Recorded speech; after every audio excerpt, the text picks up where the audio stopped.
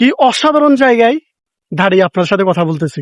একটি গ্রামের অসাধারণ জায়গা, যেখানে একটি গ্রামের চারপাশে আপনার শুধু জমিন আর জমিন, মাঝখান দিয়ে এই একটি রাস্তা আপনার বয়ে গেছে।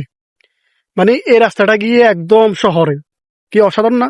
যদি ড্রোন থাকতো, ড্রোন দিয়ে আপনাদেরকে ফুল জিনিসটা দেখাইতাম। চারপাশ দেখালে আপনারা দেখতে পারবেন কি অসাধারণ জায়গাটা। চারপাশে কিন্তু কেউ নেই। এইটাই প্রিয় দর্শক, একটি গ্রামে দুইটি জলাশয়। জলাশয় বলতে একটি জায়গায় আপনার একটি নদী আছে এবং একটি পুকুর আছে। পুকুরটাও নদীকে দেখে প্রচুর গর্ব করত। আর ওই নদীটা আঁকা বাঁকা জায়গায় তার ফানিগুলো দিয়ে স্রোত হিসেবে সে যাইতো। একসময় দেখা গেল পুকুরের ফানিগুলা নষ্ট হয়ে পচে গেছে এবং ওই নদীর ফানিগুলা সব সময় সচ্ছল থাকলো। এই থেকে আমরা যেটা বুঝি সেটা হলো জীবন মানি গতিশীল।